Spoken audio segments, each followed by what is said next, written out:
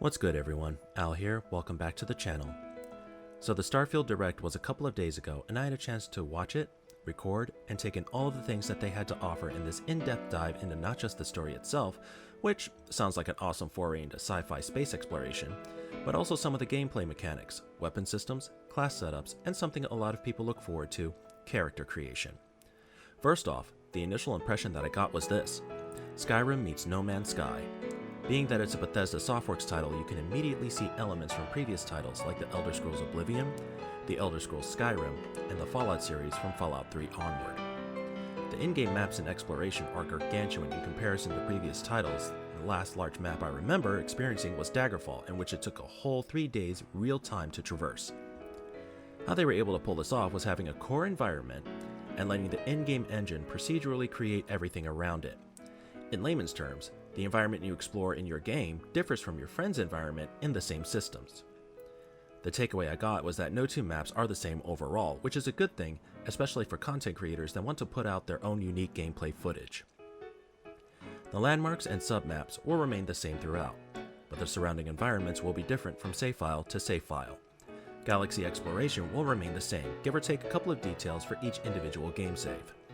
In other words, exploration is the key to progression. Speaking of space travel, the game ships are widely customizable, from the propulsion systems to weapons, crew quarters, common areas, and bridge and navigation systems.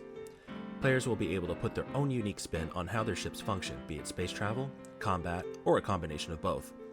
As progress is made, players will be able to improve and augment their ships to their preferences to better enable combat capabilities, extended travel, overall quality of life as they sail through the void of space. Player weapons are also a key element, and there is a wide variety to choose from the standard sidearms to SMGs, rifles, and even rocket launchers. With such a wide selection to choose from, players will have the opportunity to load out their character to their liking, although, as a side, I'm predicting a majority will want to become sneaky gunners, as it is pretty standard across Bethesda Softworks titles. Being able to sneak around and snipe unsuspecting spacers, bandits, and rival faction members, though, is just one way to enjoy the game. Players can also go full Leroy Jenkins and rush headlong into battle without a care in the galaxy. Or, they can just load up a rocket and be done with it. Although, I would advise against it if taking over an enemy ship in space is the goal. Cold vacuum is not a good fate to experience. Besides ground combat, the game devs also added the element of space combat into the mix, where players navigate a battle, target enemy ships, and blow them out of the void. Depending on their ship's loadout, players will be able to target specific ship systems for a more strategic battle experience.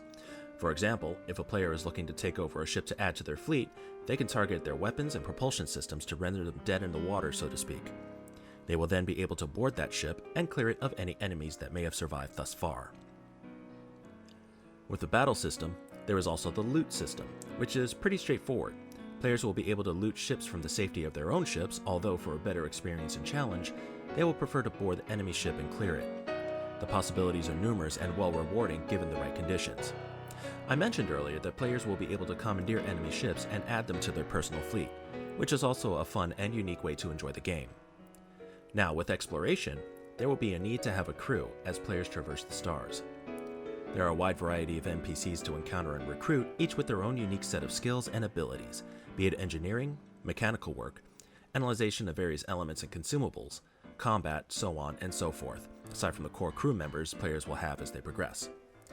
Players will also be able to build outposts on planets as they explore and assign members of their crews to oversee and maintain them, be it research facilities, weapons factories, dry docks, or just a place for crew members to unwind and relax after a tough mission. There was also mention of building friendships and eventually romantic relationships with certain NPCs, another unique element of the game players can explore. Finally, character creation has been expanded on and improved over previous Bethesda Softworks titles. Players will choose a preset template, tweak and adjust their choice to their own unique person. Based on their choices, players will then choose their specializations, whether it be cooking, combat, engineering, etc., etc. There is so much to do with this part of the game. Expect a good chunk of time in the initial playthrough figuring out what to look like and what to do for a living prior to the start of the game's story. Overall, this has been a great presentation, and will in all likelihood set the standard for future titles in this genre. How well Starfield performs among players will dictate the course and overall direction of Bethesda's next title, The Elder Scrolls 6. Players may not know it now, but the future of Bethesda's game development will hinge on how well Starfield performs. There is already a huge expectation of success for this title. From creation, to shipbuilding, to exploration, to experiencing all the Easter eggs put in for players to find, I expect players to spend easily several hundred hours of playtime. How those hours are spent, well, that's for you all to individually decide. Thank you all for stopping in to watch. Don't forget to like, comment, subscribe, and hit that bell notification for future content. My name is Al, and I will see you all next time.